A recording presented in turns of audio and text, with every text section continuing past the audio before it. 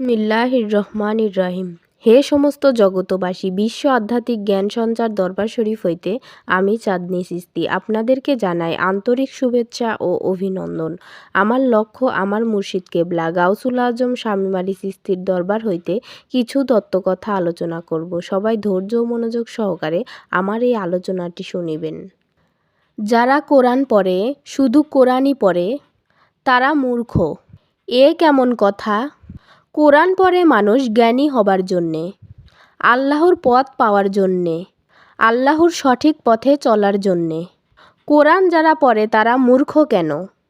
আজকে এই সম্বন্ধে আপনাদের সামনে আলোচনা করব।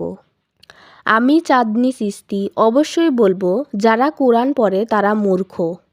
1 নম্বর কথা হলো, হযরত মুহাম্মদ সাল্লাল্লাহু আলাইহি সাল্লাম সৌদি আরবে তার জন্ম হয়েছিল। সেই সৌদি আরবে জন্ম যখন হয়েছিল, তার মাতৃভাষা আরবি। এখন দেখা যায় এই পৃথিবীতে আমি জন্ম নিয়েছি, আমার মাতৃভাষা বাংলা।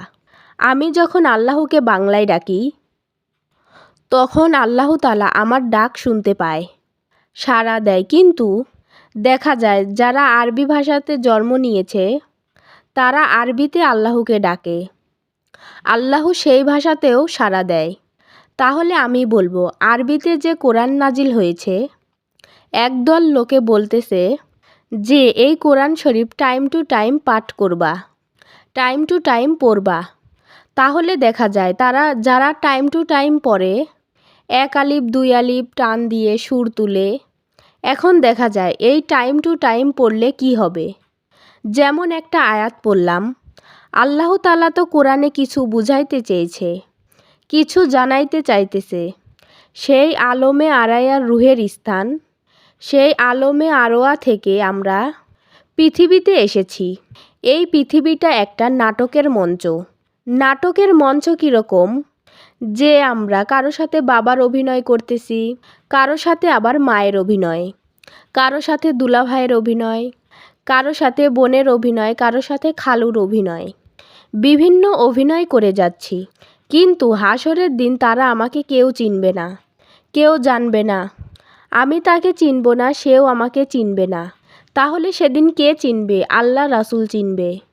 তাহলে এখন যদি আমরা সেই আল্লাহ রাসূলকে না চিনি, তাহলে কিন্তু তারাও আমাকে সেই হাসরের দিন চিনবে না।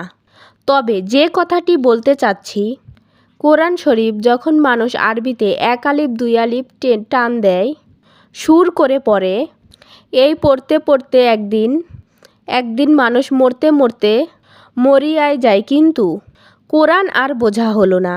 যেমন একটা আয়াত পাঠ করি আপনাদের সামনে, সূরা মুলকের 2 নম্বর আয়াত, ওয়াল্লাযী খালাকাল মাউতা ওয়াল হায়াতা লিয়াবুদু ওয়াকুম আয়কুম আফসানি ওয়া হুয়াল আজিজুল গাফুর। এই যে বলেছি, এই কথাটা বলাতে দেখা যায় এই আয়াতটি পড়াতে 95টি ভাগ মানুষ বাঙালি, বুঝতে পারেন নাই। যারা মাওলানা পড়েছে হয়তো তারা একটু বুঝতে পারে, তারপরেও তাদের বই খুলে, কোরআন খুলে বুঝতে হবে, দেখতে হবে। কিন্তু কারোর বেশিরভাগ জানা নেই, মুখস্থ নেই। আমি যে এই আরবি শব্দটা বললাম, কে বুঝেছে? কেউ বুঝেন নাই।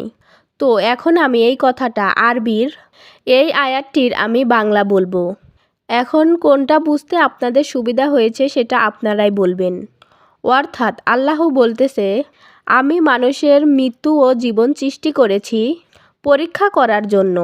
তোমাদের মধ্যে কে কর্মে উত্তম, তিনিই পরাক্রমশালী, তিনি পরাক্রমশালীর সাথে মিশবে। পরাক্রমশালী কে? আল্লাহ। তাহলে আল্লাহর সাথে মিশবে কি করলে? আল্লাহর এই পরীক্ষার মঞ্চ, এই পৃথিবীটাই পরীক্ষার মঞ্চ। এখানে আমাকে আল্লাহ অভাব দিয়ে পরীক্ষা করবেন, আমার কিছু সম্পদ কেড়ে নিয়ে পরীক্ষা করবেন, আমি পৃথিবীতে আল্লাহর আইন মেনে চলছি কিনা, হক হালাল বেছে চলছি কিনা। সমস্ত পরীক্ষায় যখন আমি পাশ করব, তখন সেই পরাক্রমশালী আমার নিকটে আসবে এবং তার সাথেই আমি মিশতে পারবো। তাহলে আল্লাহ বলেছে, আমি মানুষের মৃত্যু ও জীবন সৃষ্টি করেছি পরীক্ষা করার জন্য। তোমাদের মধ্যে কে কর্মে উত্তম? তিনিই পরাক্রমশালী এবং ক্ষমাশীল। এই যে কথাগুলো আমি যে আরবিতে বলেছি ৯৫ ভাগই মানুষ বোঝে নাই। যখন বুঝলো আমি যখন বাংলাটা বললাম, যারা বলে টাইম টু টাইম কোরআন পাঠ করবে, তো টাইম টু টাইম কোরআন পাঠ করলে কি হবে আমি যদি না বুঝি? আল্লাহ বলেছেন তোমরা আমার কাছ থেকে পরবাসী হয়েছ, তোমাদের স্থান তো রুহের স্থান। যেমন আরমে আরোয়া, আরমে আরোয়াতে আল্লাহ রুহের স্থান দিয়েছিলেন, সেখানে আমরা ছিলাম। সেখান থেকে আল্লাহ আমাদের পৃথিবীতে মঞ্চ যখন পাঠাইলো, এখানে পাশ ফেল পরীক্ষার মধ্যে যখন এসে গেছি, যারা ফেল করবে তারা পৃথিবীতেই থেকে যাবে, আর যারা পাশ করবে তারা আরমে আরোয়াতে আল্লাহ ওখানে নিয়ে আমাদেরকে সুখ স্বাচ্ছন্দ্য আমাদেরকে রাখবেন। তবে দেখা যায় যে এই পরীক্ষার মঞ্চে এসে আমরা কি করতেছি, যে কোরআনটাকে পড়ে বুঝবো কি? আল্লাহ বলেছেন এই কোরআনটাকে আমি চিঠি রূপে পাঠিয়েছি, এই কোরআনটাকে আমি প্রেসক্রিপশন রূপে পাঠিয়েছি। প্রেসক্রিপশন কীরকম? যেমন একটা ডাক্তারের কাছে গেলাম, অনেক নামি দামি ডাক্তার, তার ভিজিট ২৫০০ টাকা, ২৫০০ টাকা ভিজিট দিলাম। ভিজিট দিয়ে যখন আমি তার কাছ থেকে যখন আমি একটা প্রেসক্রিপশন নিলাম, তিনি তখন বললেন এই ওষুধ এই জায়গা থেকে কিনবেন, এটা খাওয়ার আগে, এটা ঘুমের আগে, এটা খালি পেটে খাবেন। তখন দেখা যায় আমি এই প্রেসক্রিপশনটা পেয়েছি, কিন্তু টাইম টু টাইম আমি প্রেসক্রিপশনটা এনেছি, কিন্তু টাইম টু টাইম আমি পড়ি। সকালে একবার পড়ি, দুপুরে একবার পড়ি, বিকালে একবার পড়ি। ওই যে একটা কথা বলা আছে তোমরা নিয়মিত কোরআন পাঠ করবে। এখন নিয়মিত যদি আমি প্রেসক্রিপশন পড়ি তাহলে কি লাভ হবে? আমি তো বুঝি না, কি পড়েছি আমি জানি না, তাহলে আল্লাহর ঠিকানা আমি কিভাবে পাবো? যে চিঠি রূপে কোরআন পাঠিয়েছে, যে তোমরা আমার কাছ থেকে গেছো, একদিন আবার আমার কাছেই ফিরে আসবে। কি করে তোমরা আমার কাছে আসবে সেই ঠিকানা, সেই কর্ম, সেই সমস্ত কিছু কোরআনে দিয়েছে। এখন টাইম টু টাইম যারা কোরআন পড়ে এর ব্যাখ্যা বিশ্লেষণ করে না, কোরআনে যা বলা হয়েছে তা করে না, আর শুধু পড়ে, আমি মনে করি এই কোরআন পড়ে যারা তারা মূর্খ, তারা বকলম, তারা এই পৃথিবীতেও মূর্খ এবং পরকালেও তারা মূর্খ, তাদের স্থান উচ্চ স্তরে হবে না। এই কথাগুলো বলে যদি কোনো জ্ঞানী লোক শোনে তাহলে আমার কথার সাপোর্ট করবে, আমার কথা ঠিক আছে। আর যদি কোনো অজ্ঞানী লোক শোনে বা শরীয়তের ইবাদত, তরিকত, হাকিকত, মারিফতের কোনো জ্ঞান নাই, তারা আমাকে উল্টাপাল্টা বুঝতে পারে, আবার উল্টাপাল্টা কিছু আমাকে বলতেও পারে।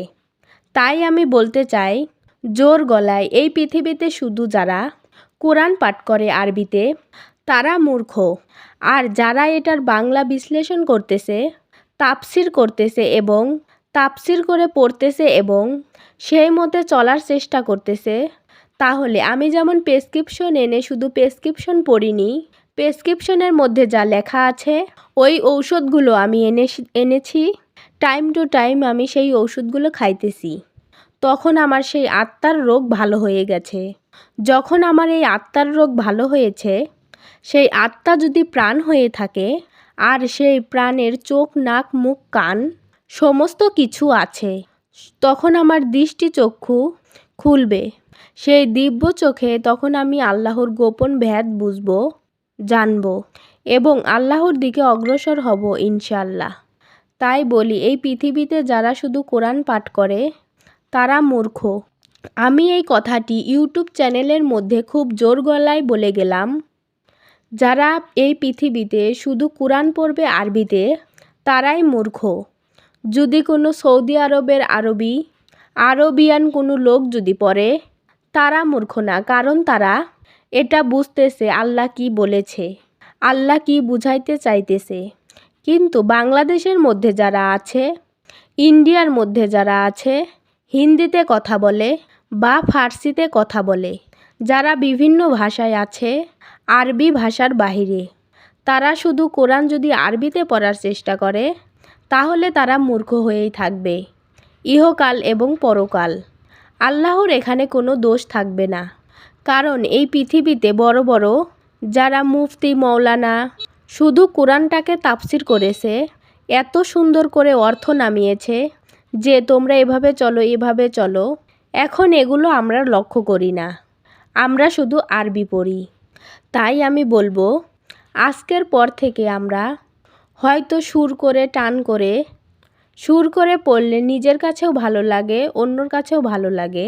এর পাশাপাশি কোরআনের তাফসিরগুলো পড়ে আমরা জানার চেষ্টা করব, বোঝার চেষ্টা করব। হে সমস্ত জগতবাসী, আজকে আমার এই আলোচনাটি আপনাদের সামনে কেমন লাগলো? যদি ভালো লেগে থাকে অবশ্যই আমার এই চ্যানেলটি সাবস্ক্রাইব করে পাশে থাকবেন। আমার এই আলোচনাটি করতে যাওয়া কথা ও ভাষার ছন্দে যদি ভুল হয়ে থাকে সবাই ক্ষমা ও সুন্দর দৃষ্টিতে দেখবেন।